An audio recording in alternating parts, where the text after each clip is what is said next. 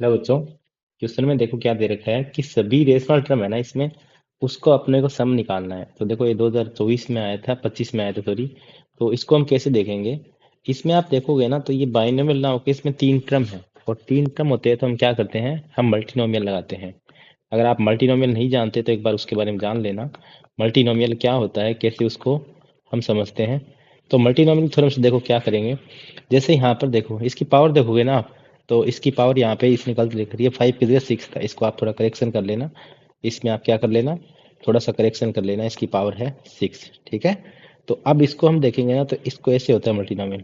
Factorial 6, ये मान लेते हैं कि इसको हमने R1 पावर दी है तो R1 का फैक्टोरियल, इसको मान लो हमने R2 दी है तो R2 का फैक्टोरियल और R3 फैक्टोरियल।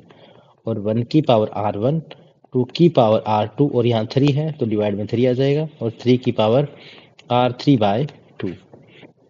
ये होता है मल्टीनोमियल। अब देखो उसने बोलना है कि अपने को है ना रेशनल रेशनल टर्म निकालने हैं।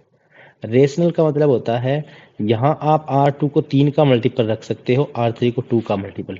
क्योंकि अगर आपने कोई, जैसे मान लो आपने 3 रख दिया तो फिर ये इरेशनल बन जाएगा। और इरेशनल इंटू रेशनल, चाहे इरेशनल इंटू रेशनल होता है इरेशनल। तो अपने को R3 को यहाँ पर 3 का मल्टीपल रखना पड़ेगा, सॉरी 2 का, और R2 को 3 का। तो आप देखो हम R1 R2 plus R2 plus R3, R1 plus R2 plus R3 का सम तो 6 होना चाहिए, क्योंकि इन तीनों का जो योग है या सम है वो 6 से ज़्यादा नहीं हो सकता। तो सबसे पहले देखो हम किसे देंगे, R1 को आप कुछ भी दे दो, उनकी पावर कुछ भी हो, कोई दिक्कत ही नहीं होगी। तो R1 को हम सबसे लास्ट में दे रख देंगे, R1 R2 R3।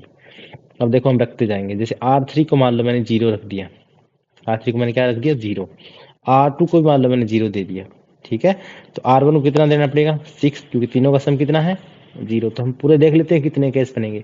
फिर R3 को मैं 2 का मल्टीपल रख सकता हूँ तो 2 दे सकता हूँ, ठीक है। 2 के साथ इसको कुछ भी दो तो 0 दे दिया एक बार, फिर इसको 4 देना पड़ेगा।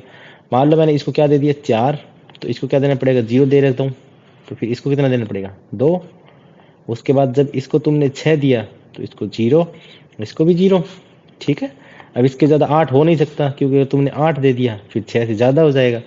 तो अब हम इसके बाद क्या करेंगे, हम इसके बाद देखते हैं कि अगर यहाँ मान लो मैंने 0 रख दिया, अब मैं इसको बढ़ा रहा हूँ, 0 के बाद इसको 3 का मल्टीपल मतलब 3 रख सकता हूँ। R2 को 0 रख दिया, अब 3 रख रहा हूँ।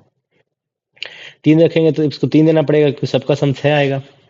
फिर इसके बाद इसको मान लो मैंने क्या दे दिया 6 दे दिया, ठीक है। तो फिर इसको 0 देना पड़ेगा। सही चल रहा है। इसके अलावा कोई और केस बच गया कि वो भी देख लेते हैं।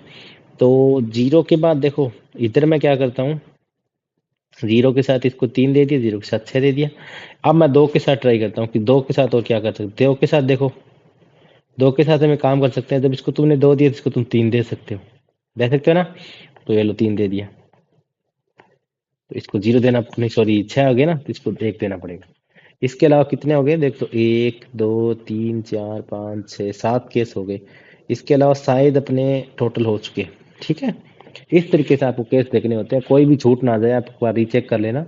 अब इनका सम कैसे निकालते हैं, इसको ऐसे लिखते हैं, यहाँ लिख देंगे 6 डिवाइड बाय R1 को कितना दिया 6, तो 6 0 0 प्लस साइन लगा देंगे। फिर यहाँ पे फैक्टोरियल 6, फिर 4, फिर 0, फिर 2, फिर प्लस का साइन, फिर इस तीसरे वाले को ऐसे जोड़ते रहना।